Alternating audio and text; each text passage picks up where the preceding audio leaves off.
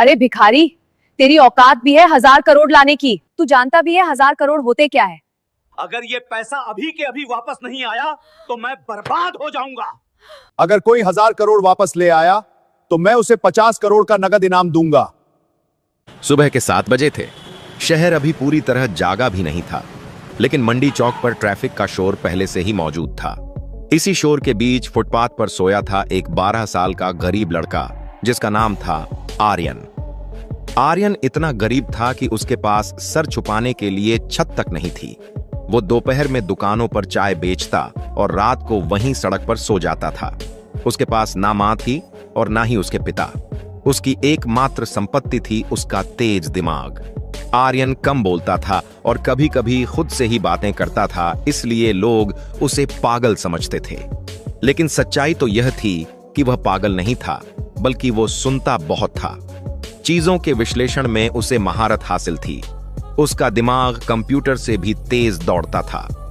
आर्यन के ठीक सामने शहर की सबसे बड़ी company data consultancy services DCS की ऊंची इमारत थी, जहां हर सुबह बड़ी बड़ी काली गाड़ियों से सूट पहने हुए लोग उतरते थे और कानों में ईयरफोन लगाए हुए अंदर चले जाते थे। आर्यन उस ऊंची मंजिल को बाहर से देखता था, पर उस बिल्डिंग का सिक्योरिटी गार्ड हमेशा उसे डांट कर भगा देता था। उसी बिल्डिंग की दीवार से सटा एक पुराना जनरेटर था। आर्यन अक्सर उस जनरेटर के पास बैठकर उसकी आवाजें सुना करता था। जहां लोगों को शोर सुनाई देता था, वहां उसे पैटर्न समझ आते थे। पर उस दिन दोपहर को माहौल बदला हुआ था। कंपनी के अंदर सब लोग इधर उधर भाग रहे थे। अफरा तफरी का माहौल था। सारे कर्मचारी डरे हुए थे। मैनेजर्स के चेहरे सफेद हो गए थे। फिर एक के बाद एक फोन की घंटियां बजनी शुरू हुईं। IT रूम से एक चीख सुनाई दी, 1000 करोड़ गायब हो गए हैं। भारत की सबसे बड़ी कंपनी के अभेद्य माने जाने वाले सुरक्षित खातों से 1000 करोड़ रुपए उड़ा लिए गए थे। ना ही यह पैसे कहीं ऑनलाइन ट्रांसफर हुए थे और ना ही यह किसी दूसरे बैंक में क्रेडिट हुए थे। पैसा बस गायब हो गया था, जैसे आपने मुट्ठी में रेत पकड़ी हो और वह बिना उंगलियां खोले ही गायब हो जाए। सिस्टम में 1000 करोड़ रुपए का डेटा शून्य हो गया था। ट्रेस करो, अभी ट्रेस करो। Vice president of finance mister Khanna चिल्लाए। उनका माथा पसीने से तर था, टाई की गांठ ढीली हो चुकी थी। पैसा हवा में नहीं उड़ सकता, मुझे लॉग्स चाहिए। IT टीम पागलों की तरह कीबोर्ड पीट रही थी। 100 उंगलियां एक साथ हजारों को टाइप कर रही थीं। सर्वर लॉग्स खंगाले जा रहे थे। सिक्योरिटी फाइल्स चेक की जा रही थीं। देश के सबसे बड़े साइबर सिक्योरिटी एक्सपर्ट्स को वीडियो कॉन्फ्रेंस पर लिया गया। उनकी बड़ी बड़ी स्क्रीन्स पर लाल रंग के एरर मैसेज ब्लिंक कर रहे थे। सर, कोई निशान नहीं है, चीफ सिक्योरिटी ऑफिसर ने कांपती आवाज में कहा। कोई घुसपैठ नहीं, कोई मेलवेयर नहीं। पुलिस कमिश्नर की गाड़ी सायरन बजाती हुई नीचे पहुंच चुकी थी। मीडिया की वैन गेट पर जमा होने लगी थीं और हर गुजरते मिनट के साथ कंपनी की साख, जो दशकों की मेहनत से बनी थी, मिट्टी में मिल रही थी। हर सेकंड करोड़ों का नुकसान हो रहा था। बाहर फुटपाथ पर बैठा आर्यन यह सब देख रहा था। उसे कुछ अजीब लगा। कंपनी के डेटा सेंटर की एग्जॉस्ट फैन की आवाज रोज से कुछ अलग थी। बीच बीच में हल्का सा ठहराव, जैसे कुछ बहुत गलत हो गया हो। वह नंगे पैर उस विशाल दीवार के पास गया और अपना कान ठंडी ईंटों से सटा दिया। उसकी आंखें सिकुड़ गईं, माथे पर लकीरें उभर आईं। वह सुन रहा था। वह उस दर्द को सुन रहा था जो मशीन बयां कर रही थी। यह चोरी नहीं है, वह बुदबुदाया। उसकी आवाज में एक अजीब सा यकीन था। यह तो इन्फिनिटी लूप का पैटर्न है। आर्यन को अपनी मां याद आई। वह कोई साधारण महिला नहीं थी। आर्यन के पैदा होने से पहले वह इसी DCS कंपनी में जूनियर सिस्टम आर्किटेक्ट थीं। वह अक्सर आर्यन को, जब वह बहुत छोटा था, मशीनों की कहानियां सुनाती थीं। वह बताती थीं कि कैसे डेटा पानी की तरह बहता है और कैसे कोड एक संगीत की तरह होता है। एक कार एक्सीडेंट ने उनसे उनकी जान और आर्यन से उसका बचपन छीन लिया था। मां के पास एक पुरानी डायरी थी, जो अब आर्यन के फटे हुए थैले में सबसे नीचे दबी रहती थी। उस डायरी में कोई फोन नंबर या पते नहीं थे। उसमें थे पैटर्न, मशीनों के रोने की आवाजें, डेटा के चलने के रास्ते और लूप्स के नक्शे। आर्यन ने अपनी फटी हुई जेब से वह मुड़ा हुआ कागज निकाला, जिस पर उसने खुद के बनाए निशान, टेढ़े मेढ़े त्रिकोण और लकीरें खींच रखी थीं। एग्जॉस्ट फैन की वह रुकी हुई सांस और मां की डायरी का वह आखिरी पन्ना, सब कुछ एक नक्शे की तरह उसके दिमाग में छप गया। जब मशीन सांस रोके तो समझो वह खुद से ही लड़ रही है। मां ने एक बार कहा था। वह 1 सेकंड में समझ गया कि 1000 करोड़ कहां गए हैं। वे बाहर नहीं गए, वे अंदर ही कहीं फंस गए हैं, एक ऐसे भंवर में जहां से वापसी का रास्ता बंद होने वाला है। अगर उसने अभी नहीं बताया तो सिस्टम ऑटो फ्लश करेगा और पैसा हमेशा के लिए खो जाएगा। वह दौड़ा। सिक्योरिटी गार्ड ने उसे देखते ही अपना डंडा उठाया। कहा था ना तुझे यहां मत आना, बहरा है क्या? चल भाग यहां से, गार्ड चिल्लाया। उसका चेहरा गुस्से से लाल था। उसने आर्यन को धक्का दिया। आर्यन गिरते गिरते बचा, लेकिन आर्यन पीछे नहीं हटा। उसकी सांस फूल रही थी, सीना धौंकने की तरह चल रहा था, लेकिन आवाज में एक अजीब सी दृढ़ता थी, एक ऐसी अधिकारपूर्ण गूंज जो एक सड़क छाप बच्चे में नहीं होनी चाहिए थी। उसने गार्ड की आंखों में आंखें डालकर कहा, साहब मुझे अंदर जाने दो, जो पैसा गया है वह अभी भी यहीं है। दीवारें कांप रही हैं, मशीन रो रही है। अगर मैं अंदर नहीं गया तो सब खत्म हो जाएगा। गार्ड हंसा। अरे ओ पागल, कौन सा पैसा? तुझे भूख लगी है तो बोल, 2 थप्पड़ दूं खाने के लिए? चल हट। साहब 1000 करोड़, आर्यन चिल्लाया। वो रिबूट करने वाले हैं, उन्हें रोकिए। अंदर 60वीं मंजिल पर अलार्म और तेज हो गया था। सिस्टम क्रिटिकल, इनिशिएटिंग रिब्यूट इन 15 मिनट्स, एक रोबोटिक आवाज ने घोषणा की। और यहीं से कहानी असली मोड़ लेती है। गार्ड उसे कॉलर से पकड़कर घसीटने ही वाला था कि ऑटोमेटिक कांच के दरवाजे खुले और एक महिला बाहर आई। नीले रंग की कांजीवरम साड़ी, गले में सीनियर ऑपरेशंस मैनेजर का आईडी कार्ड और चेहरे पर ऐसी घबराहट जो महंगे मेकअप से भी नहीं छुप रही थी। वह ईशा द्विवेदी थीं, कंपनी की सबसे तेज तर्रार मैनेजर, जो आज अपनी जिंदगी की सबसे बड़ी हार का सामना कर रही थीं। पिछले आधे घंटे से वह बोर्ड ऑफ डायरेक्टर्स और टेक्निकल टीम के बीच सैंडविच बनी हुई थीं। नौकरी जाने का डर, बदनामी का डर, जेल जाने का डर, सब उनकी आंखों में तैर रहा था। उनकी नजर आर्यन पर पड़ी। गार्ड ने आर्यन को कॉलर से पकड़ रखा था और आर्यन हाथ पैर मार रहा था। छोड़ो उसे! ईशा की आवाज में तनाव था। वह गार्ड को डांटने के मूड में नहीं थीं, बस शोर कम करना चाहती थीं। क्या हो रहा है यहां? आर्यन ने मौका नहीं गंवाया। उसने गार्ड की पकड़ से खुद को छुड़ाया और ईशा के सामने हाथ जोड़कर नहीं, बल्कि चेतावनी देते हुए खड़ा हो गया। मैडम, रिब्यूट मत करना। अगर उन्होंने सिस्टम रिब्यूट किया तो पैसा कभी वापस नहीं आएगा। पैसा कहीं गया नहीं है, सिस्टम ने उसे निगल लिया है। वह घोस्ट लॉर्ड है। ईशा के कदम ठिठक गए। उनके हाथ से फाइल छूटते छूटते बची। सिस्टम रिब्यूट, घोस्ट लॉर्ड, ये शब्द अभी अभी महज 2 मिनट पहले कॉन्फ्रेंस रूम में चीफ टेक्निकल ऑफिसर ने दबी जुबान में बोले थे। यह जानकारी तो अभी कमरे से बाहर भी नहीं निकली थी। मीडिया को तो छोड़िए, आधे स्टाफ को भी नहीं पता था कि रिब्यूट का प्लान है। इस सड़क छाप लड़के को, जिसके कपड़े मैले हैं और बाल उलझे हुए, इसे घोस्ट लॉर्ड के बारे में कैसे पता? वह आर्यन के पास आई। उनकी हील्स की आवाज सन्नाटे में गूंजी। क्या कहा तुमने? तुम्हें रिबूट के बारे में कैसे पता? कौन हो तुम? आर्यन ने कंपनी के डेटा सेंटर की वेंटिलेशन शाफ्ट की तरफ इशारा किया, जहां से अब भी वह अजीब आवाज आ रही थी। मैं सुनता हूं मैडम, आपका एग्जॉस्ट फैन, वह रोज एक सुर में गाता है। आज वह हर 3 सेकंड के बाद 8 सेकंड के लिए रुक रहा है। ऐसा तब होता है जब प्रोसेसर पर ऐसा लोड हो जो मौजूद ही नहीं है। पंखा कंफ्यूज है, वह ठंडा करे या रुके? सिस्टम रिबूट की तैयारी कर रहा है खुद को बचाने के लिए। अगर रिबूट हुआ तो वह टेम्परेरी मेमोरी, जहां पैसा फंसा है, हमेशा के लिए साफ हो जाएगी। ईशा सन्न रह गईं। यह लड़का कोई रटी रटाई बात नहीं बोल रहा था। यह एक तकनीकी डायग्नोसिस था, जिसे उसने बिना किसी कंप्यूटर के सिर्फ एक पंखे की आवाज से डिकोड किया था। यह असंभव था, लेकिन उसकी आंखों में जो सच्चाई थी उसे झुठलाया नहीं जा सकता था। मैडम, यह लड़का तो चाय बेचता है, पागल है, रोज बड़बड़ाता रहता है। गार्ड ने सफाई देनी चाहिए। उसे लगा ईशा नाराज हो रही हैं। ईशा ने हाथ के इशारे से उसे चुप कराया। उन्होंने आर्यन की आंखों में देखा। वहां भूख थी, लेकिन खाने की नहीं, अपनी बात सही साबित करने की। ईशा ने अपनी घड़ी देखी। रिबूट में 12 मिनट बचे थे। इसे अंदर आने दो, ईशा ने आदेश दिया। पर मैडम, सिक्योरिटी प्रोटोकॉल? गार्ड हकलाया। भाड़ में गया प्रोटोकॉल, ईशा चिल्लाई। उनका संयम टूट गया। मैंने कहा, इसे अंदर आने दो। अगर यह गलत हुआ तो मैं जिम्मेदार हूं। चलो। आर्यन पहली बार डीसीएस के अंदर गया। जैसे ही उसने कदम रखा, एयर कंडीशन की ठंडी हवा ने उसके पसीने को सुखा दिया। फर्श इतने चमकदार संगमरमर का था कि उसे अपने गंदे कटे फटे पैर रखने में शर्म आ रही थी। लॉबी में खड़े लोग उसे ऐसे देख रहे थे जैसे वह कोई एलियन हो या कोई जानवर। रिसेप्शनिस्ट ने नाक सिकोड़ी। जूनियर कर्मचारी एक दूसरे को कोहनी मारने लगे। यह क्या तमाशा है? अब भिखारी भी कोडिंग करेंगे? एक ने फुसफुसाया। ईशा ने किसी की तरफ नहीं देखा। वह उसे सीधे 40वें फ्लोर पर हाई सिक्योरिटी आईटी रूम में ले गईं।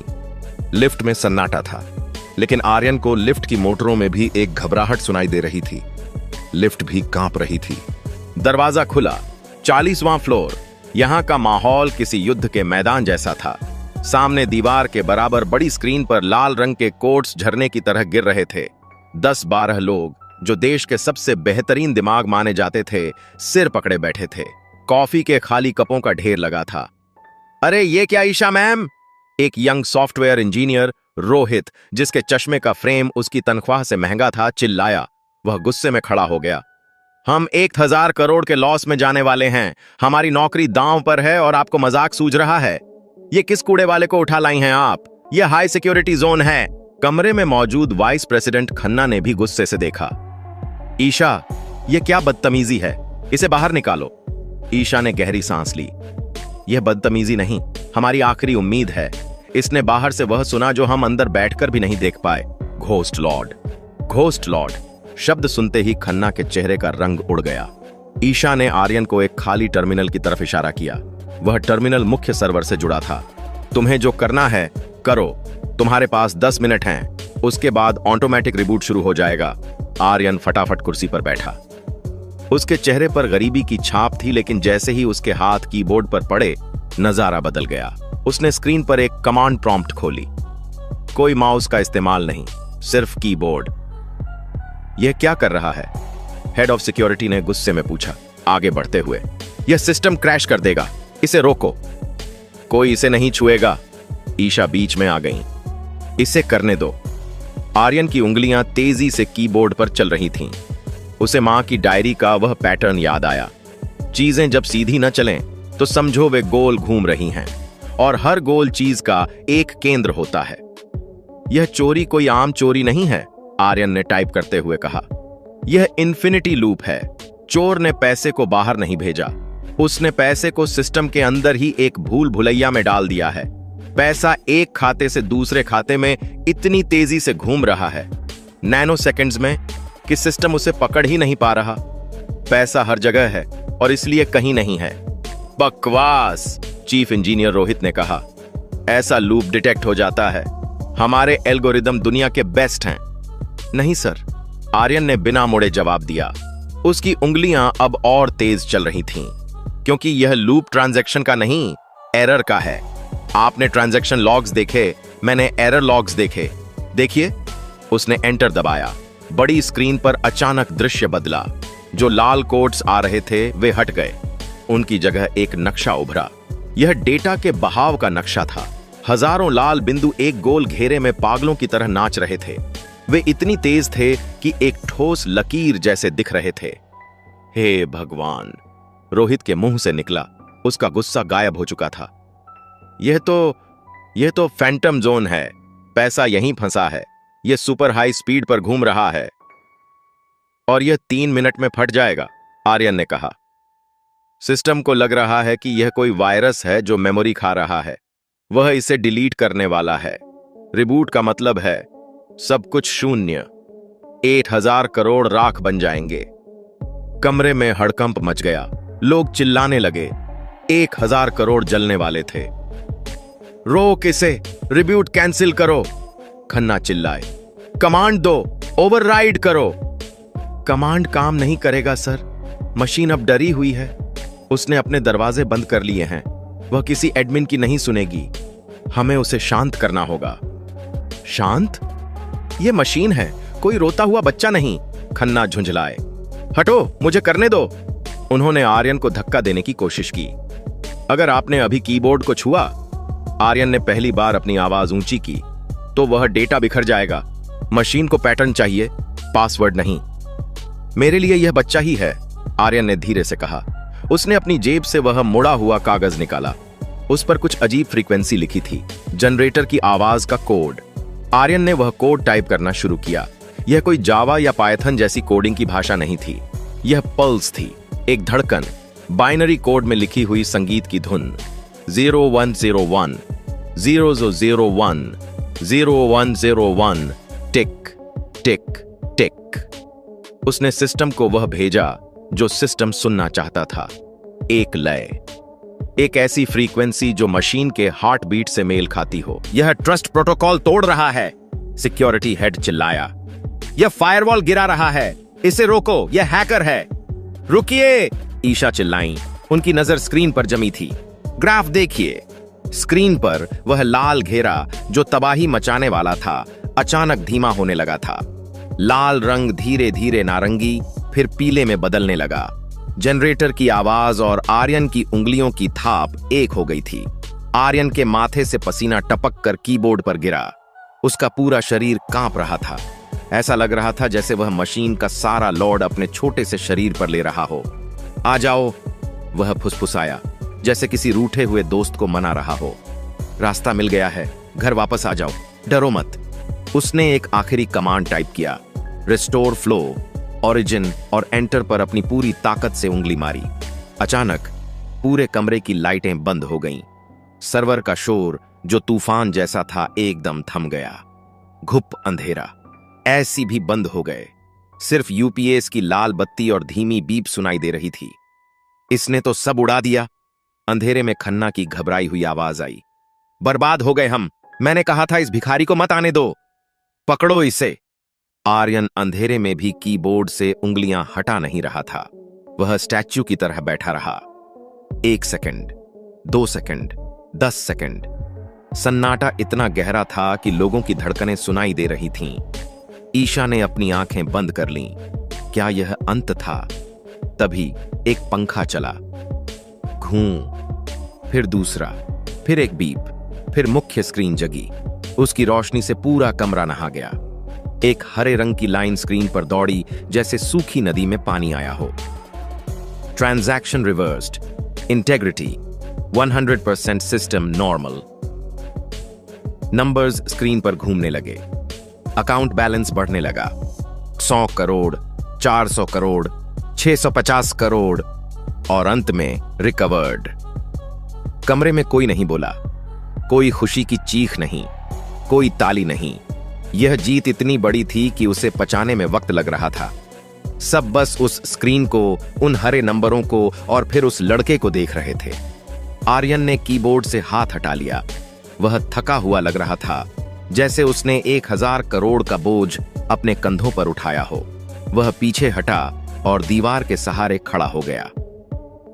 पैसा वापस आ गया, चीफ इंजीनियर रोहित ने अविश्वास में कहा, अपनी आंखों से चश्मा हटाकर पोंछते हुए। यह चमत्कार है, लेकिन यह किया किसने था? यह लूप बना कैसे? आर्यन ने धीरे से कहा, सिस्टम गवाह है सर। मशीन कभी झूठ नहीं बोलती।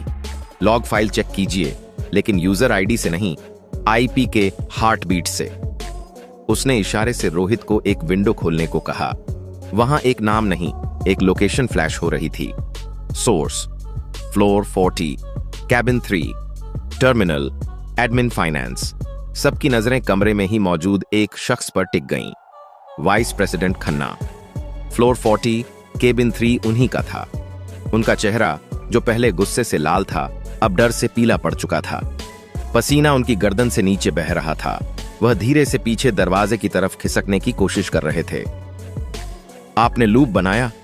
आर्यन ने उनकी तरफ देखकर कहा। उसकी आवाज में कोई आरोप नहीं, बस एक तथ्य था। आपने सोचा रिबूट के बाद पैसा लॉस्ट डेटा के नाम पर एक डंप अकाउंट में चला जाएगा, जिसे सिर्फ आप एक्सेस कर सकते थे। लेकिन आप एक चीज भूल गए। खन्ना रुके। उनकी जुबान तालू से चिपक गई। आप भूल गए कि मशीनें भी सांस लेती हैं, आर्यन बोला। जनरेटर की आवाज झूठ नहीं बोलती। जब आपने लूप शुरू किया तो लोड बढ़ा और बेसमेंट का पंखा अटकने लगा। मशीन ने आपकी चुगली कर दी थी, बस सुनने वाला कोई नहीं था। खन्ना घुटनों पर गिर पड़े। वह टूट गए। मुझे माफ कर दो। ऑनलाइन सट्टेबाजी, जुए में सब हार गया था मैं। कर्ज वाले मुझे मार डालते। ईशा ने तुरंत सिक्योरिटी को इशारा किया। 2 गार्ड्स ने खन्ना को पकड़ लिया। पुलिस को ऊपर आने में देर नहीं लगी। हथकड़ियां लगीं, कैमरा फ्लैश चमके। एक बड़े घोटाले का पर्दाफाश हो चुका था और देश की सबसे बड़ी कंपनी आज दिवालिया होने से बच गई थी। कमरे में जश्न का माहौल बनने लगा। लोग एक दूसरे को बधाई देने लगे। रोहित ने ईशा से हाथ मिलाया, लेकिन ईशा की नजरें आर्यन को ढूंढ रही थीं। वह भीड़ से दूर कोने में खड़ा अपनी पुरानी टूटी हुई चप्पलें ढूंढ रहा था जो उसने अंदर आते वक्त उतार दी थीं। उसे लग रहा था कि अब उसका यहां कोई काम नहीं है। ईशा उसके पास आई। उनकी आंखों में अब वह थकान नहीं थी, एक नई चमक थी और शायद पहली बार श्रद्धा थी। तुमने कंपनी बचा ली, ईशा ने कहा। उनकी आवाज भर आई थी। तुम जानते हो तुमने क्या किया है? 1000 करोड़। मैंने वादा किया था 50 करोड़ का इनाम तुम्हारा है। यह कोई भीख नहीं, तुम्हारी मेहनत की कमाई है। और सिर्फ इनाम नहीं, मैं तुम्हें पढ़ाऊंगी। तुम हमारे बेस्ट इंजीनियर बनोगे। तुम्हारे पास वह हुनर है जो डिग्री वालों के पास भी नहीं। कमरे में सन्नाटा छा गया। सब आर्यन को देख रहे थे। 50 करोड़। एक चाय वाले के लिए यह रकम कल्पना से भी परे थी। वह पूरा शहर खरीद सकता था। आर्यन ने अपनी चप्पल पहनी। उसने एक पल के लिए उस आलीशान ऑफिस को देखा, उन एसी मशीनों को, उन सूट बूट वाले लोगों को। फिर उसने अपनी फटी हुई जेब को देखा जिसमें मां की डायरी थी। मैडम, आर्यन ने धीमी आवाज में कहा, मुझे इनाम नहीं चाहिए। क्या? ईशा हैरान रह गई। रोहित का मुंह खुला रह गया। 50 करोड़? तुम पागल हो? तुम जिंदगी भर राजा की तरह रह सकते हो, बंगला, गाड़ी, सब कुछ। आर्यन मुस्कुराया, एक उदास लेकिन संतुष्ट मुस्कान। राजा बनकर क्या करूंगा मैडम, जब मेरी प्रजा, मेरे जैसे बच्चे सड़कों पर कुत्ते बिल्लियों की तरह भगाए जाते हैं? अगर मैं राजा बन गया तो मैं भी बहरा हो जाऊंगा। मुझे यह शोर सुनना है। उसने ईशा की आंखों में देखा। अगर आप सच में कुछ देना चाहती हैं तो एक काम कीजिए। अपने इस सिस्टम में, अपनी इस बड़ी बिल्डिंग में एक ऐसा कोड डालिए जो हम जैसों को एरर न समझे। बाहर जो गार्ड डंडा मारता है ना, उसे कहिए कि कभी कभी गंदे कपड़ों में भी साफ दिमाग हो सकता है। बस हमें रिब्यूट मत कीजिए, हमें भी सिस्टम का हिस्सा मानिए। ईशा के पास कोई शब्द नहीं थे। उनकी आंखों से एक आंसू गिर गया। वह बस उस छोटे से लड़के को देखती रहीं जिसका कद आज उस 60 मंजिला इमारत से भी बड़ा लग रहा था। उसने 50 करोड़ ठुकरा दिए सिर्फ सम्मान के लिए। मेरा काम हो गया, आर्यन बोला अपने कंधे उचकाते हुए। मेरी चाय ठंडी हो रही होगी, रामू काका डांटेंगे। वह मुड़ा और कांच के दरवाजे से बाहर निकल गया। लिफ्ट से नीचे उतरा, लॉबी पार की और बाहर आ गया। वही शोर, वही धूल, वही ट्रैफिक, वही पुराना जनरेटर जो अब भी धड़ धड़ कर रहा था। लेकिन अब डीसीएस की दीवारें उसे घूर नहीं रही थीं। अब गार्ड ने उसे डंडा नहीं दिखाया, बल्कि सर झुकाकर रास्ता दिया। शाम को कंपनी ने एक भव्य प्रेस कॉन्फ्रेंस की। पूरी दुनिया जानना चाहती थी। मीडिया ने पूछा, वह हीरो कौन है? वह जीनियस कौन है जिसने 1000 करोड़ बचाए? वह कौन सा सुपर कंप्यूटर था? ईशा माइक के पास आई। उन्होंने भीड़ को देखा, फिर कैमरे को। वह कोई जीनियस नहीं था, ईशा ने कहा। उनकी आवाज दृढ़ थी। वह एक आईना था जो हमने बहुत पहले तोड़ दिया था। आज एक सड़क छाप बच्चे ने, जिसे हम रोज नजरअंदाज करते हैं, हमें बताया कि हमारा सिस्टम कितना खोखला है। असली हीरो वह नहीं, उसकी वह सुनने की क्षमता है जो हम खो चुके हैं। अगले दिन अखबारों में आर्यन की फोटो नहीं छपी। वह चाहता भी नहीं था। लेकिन डीसीएस के गेट पर एक नया नियम लागू हुआ। एक बड़ा बोर्ड लगा, नो वन इज इनविजिबल, कोई भी अदृश्य नहीं है। कंपनी ने शहर के गरीब बच्चों के लिए एक टेक्निकल ट्रेनिंग सेंटर खोला जिसका नाम रखा गया प्रोजेक्ट आर्यन। और आर्यन उसी शाम वह फिर उसी जनरेटर के पास बैठा था, हाथ में सूखी रोटी और चाय का गिलास। एक नगर निगम की गाड़ी आई, एक अधिकारी उतरा, साथ में ईशा भी थी। बेटा, तुम्हें स्कूल चलना है, सरकार और कंपनी मिलकर तुम्हें पढ़ाएगी, दुनिया देखोगे तुम। अधिकारी ने कहा। आर्यन ने रोटी का टुकड़ा तोड़ा, उसे चाय में डुबोया। उसने जनरेटर की धड़ धड़ सुनी जो अब एक मीठे संगीत की तरह लग रही थी। उसने आसमान की तरफ देखा जहां अब तारे दिखने लगे थे। साहब, उसने कहा अपनी मां की डायरी पर हाथ फेरते हुए, पढ़ तो मैं लूंगा, स्कूल भी चला जाऊंगा, लेकिन क्या स्कूल मुझे वह सिखा पाएगा जो यह सन्नाटा सिखाता है? क्या किताबों में लिखा है कि मशीनें कब रोती हैं? ईशा मुस्कुराई। नहीं आर्यन, वह तुम हमें सिखाओगे। आर्यन ने मुस्कुराकर रोटी खाई। वह जानता था कि सिस्टम बदल गया है, शायद पूरा नहीं, लेकिन शुरुआत तो ही हो गई थी। 1000 करोड़ वापस आ गए थे, लेकिन आर्यन ने जो कमाया था वह उससे कहीं ज्यादा कीमती था। उसने अपनी आवाज ढूंढ ली थी। अब उसे कोई भिखारी नहीं कहेगा। और उस रात शहर के शोर में भी आर्यन को सबसे मीठी नींद आई, क्योंकि आज मशीनें रो नहीं रही थीं, वे गा रही थीं, और उस गाने का कंपोजर वह खुद था। अगले दिन सबके आग्रह करने पर आर्यन ने 5 करोड़ रुपए स्वीकार कर लिए, पर अपना चेहरा मास्क से छुपाए रखा, क्योंकि वो जानता था कि हुनर किसी ब्रांड का मोहताज नहीं होता और प्रतिभा कभी गरीबी देखकर रास्ता नहीं बदलती। अगर आपको यह कहानी पसंद आई हो तो इसे शेयर जरूर करें। हमारे आसपास ऐसे कई आर्यन हैं जो फुटपाथों पर, ट्रैफिक सिग्नल्स पर अपनी प्रतिभा के साथ जी रहे हैं। बस हमें अपने एग्जॉस्ट फैन का शोर कम करके, अपनी गाड़ियों के शीशे नीचे करके उन्हें